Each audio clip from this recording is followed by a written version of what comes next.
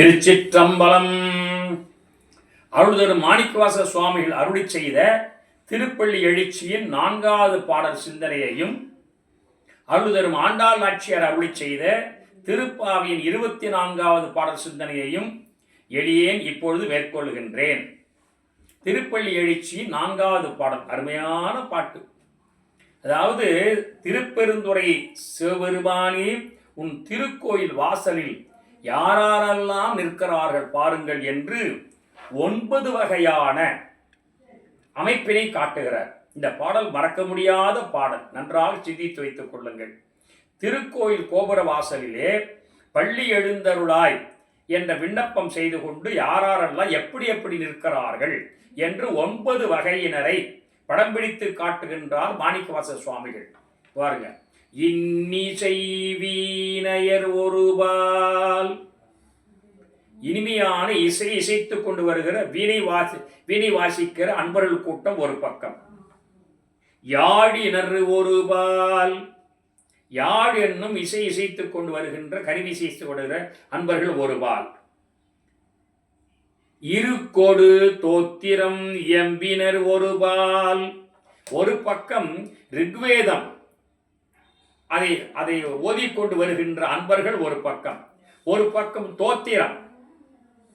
தோத்திரம் என்றால் சைவ பெருமக்களாக இருக்கிற நாம் நமக்கு விருப்பமான பாசுரங்களை பதிகங்களை ஓதிக்கொண்டு வருகின்ற ஒரு கூட்டம். இப்போ என்ன தெரியுதுன்னா, கருவி இசையிலே 2, அதை இசைத்துக் கொண்டு வருகிற ஒரு கூட்டம். அது 10 பேர், இது 10 பேர்.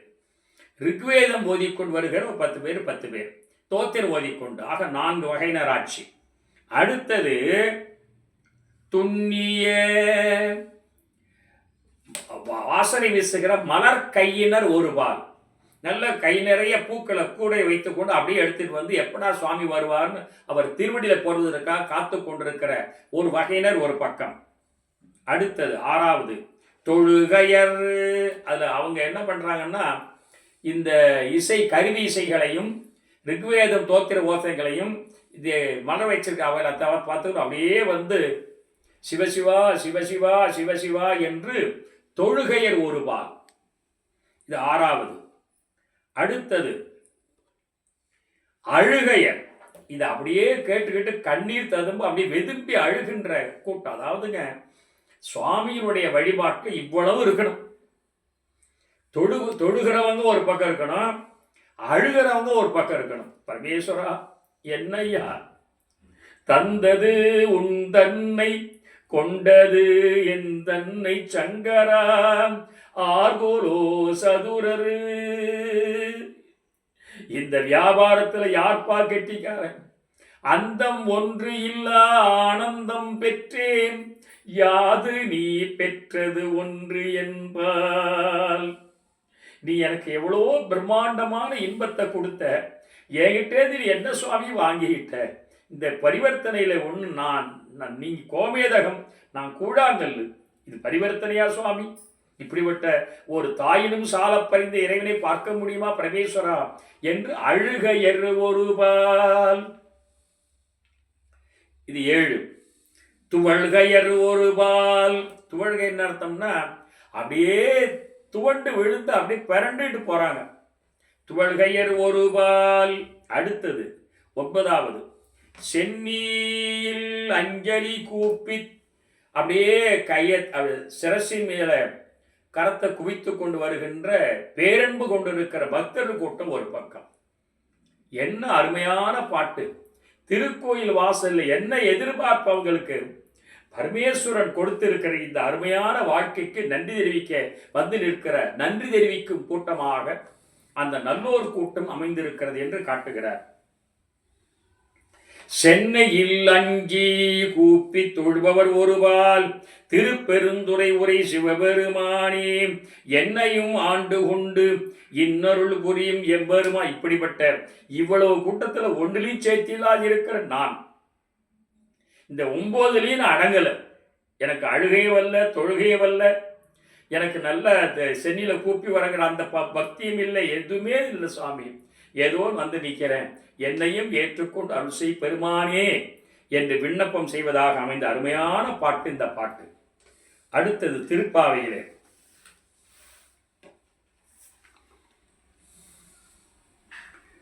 அங்க அவர் என்ன பண்றாருன்னா ஆண்டாள் நாச்சியார், அன்று உலகம் அளந்தாய் கண்ணபெருமானே, திருமாலே, நீ இந்த உலகத்தையே ஒரே அடியில் அளந்துட்டப்பா. அளந்தாய் அடி போற்றி, இங்க ஒரு போற்றி. சென்று அங்கு தென்னிலங்கை செற்றாய் திரள் போற்றி. இரண்டாவது என்ன, நீ இலங்கைக்கு சென்று ராவணனை அழித்து மரக்கருணை பொரிந்து ஆற்றல் செய்தாயே, அந்த திரளுக்கு ஒரு போற்றி. 2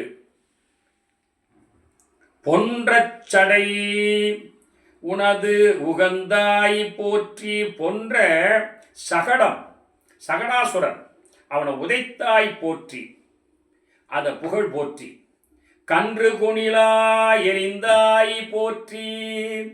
கன்று என்ற உருவத்தில் வந்த அசுரனை தூக்கி விளாமரத்தில் எரிந்து கனி உகுத்தவனாயிருக்கிற கண்ணபெருமானே, உன் திருவடிக்கு ஒரு போற்றி. கடல் போற்றி. குன்று குடையா எடுத்தாய் கோவர்த்தனகிரி. கோவர்த்தனம் என்ற மலை, கிரின மலை, கோவர்த்தனகிரியை எடுத்து பிடித்து மக்கள் மழையில் நனைஞ்சபடி எல்லாரும் இங்க வாங்க என்று கூப்பிட்டு, அதாவது பெரிய பிரம்மாண்டமான மலை கோவர்த்தனகிரி, அதையே குடையா பிடிச்சு அவர்களெல்லாம் காத்தருளிய பெருமானே, உன் திருவடிக்கு போற்றி.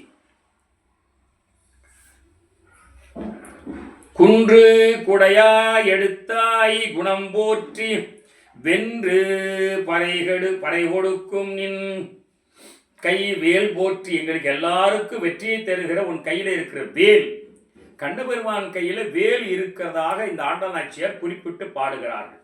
முருகப்பெருமான் திருக்கரத்து வேல், இங்க கண்ணபெருமான் திருக்கரத்து வேல் போற்றி என்று சொல்லிட்டு, என்று என்று 2 என்று வந்தா தொடர்ந்துன்னு அர்த்தம்.